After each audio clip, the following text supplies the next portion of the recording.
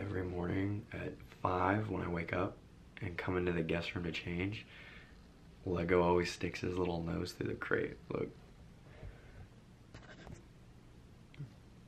Good morning, Lego. Good morning.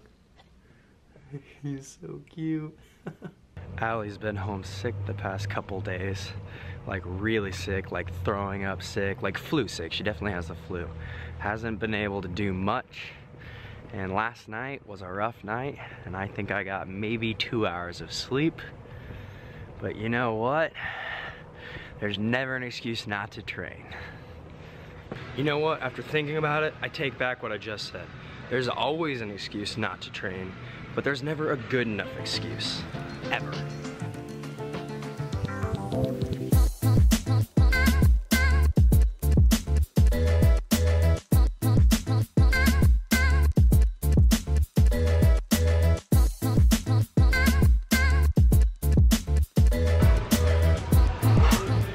We just finished practice, and at the end of workout today we were doing these build 50s freestyle into the wall into a perfect finish, and I was coming in and going like 30 points, and then Mike over there yells at me and is like, "You're not going fast enough."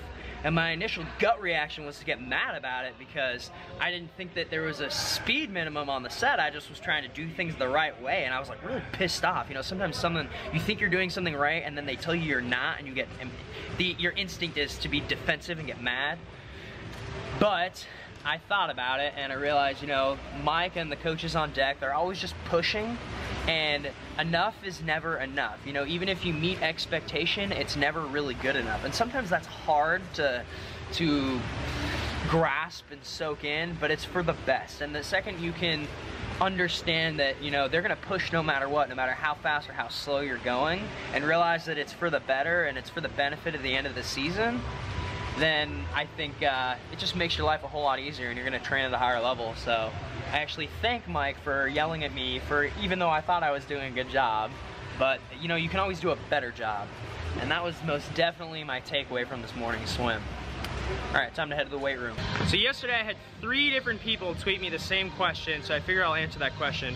I get this kind of question all the time, but it's, what do you do to prepare for a meet? Do you do anything different? Do you have any tricks? Do you have any tips? And here with me I have Lily.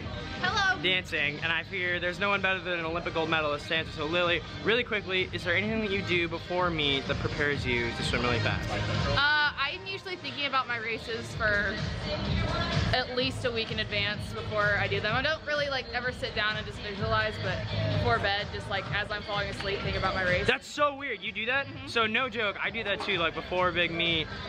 Usually it happens before I go to bed, like when I'm trying to fall asleep, because when I try to fall asleep, that's when like my mind starts racing, like and I start thinking about things. So I like literally visualize the race, like I visualize the pool, I visualize what it's gonna look like, and then I can like swim a race in my mind. I don't know if you do that. I visualize winning. Because that's what always True, happens. but it's good. You should visualize winning. You should, like, I mean, build up that self-confidence for sure.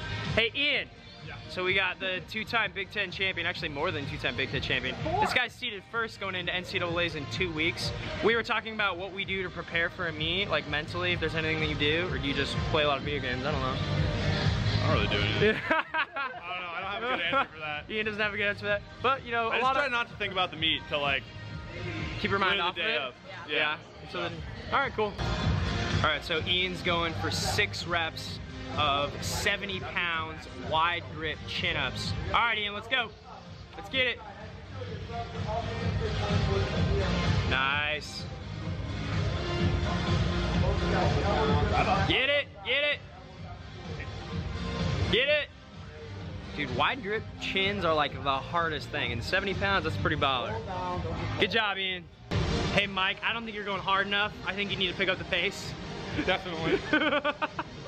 I just feel like after getting yelled at this morning, I could yell at you. Sure. That was Coach Westfall, the distance coach, that was pushing me this morning and yelling at me for not going fast enough. He was working out as I was leaving, and you know, we like to take jabs at each other. You gotta have a good working relationship with your coach. You gotta be able to be a little playful and kind of poke fun at each other, so he's a really good sport. And we're leaving the weight room now. Good morning swim, good morning lift, feel really good, poke some fun at Mike. Gonna go home, eat, do some stretching, do some foam rolling, and then get ready for this afternoon's practice. and I will see you guys in the next video. Make sure you're following me on social media, at Swimiller on Twitter, at Cody Miller on Instagram. Subscribe to this channel, share these videos, help my channel grow. I'll see you guys later. One last thing. In my last video, I was complaining a little bit about how it was about to snow and how I hated the snow. I like to pick on this place. I like to pick on the Midwest because it's not Vegas where I grew up, but it is gorgeous out right now. The sun is shining. I hear the birds are chirping. I don't even need this sweatshirt right now. Oh, I feel good right now. I just embrace, I love that. Love it.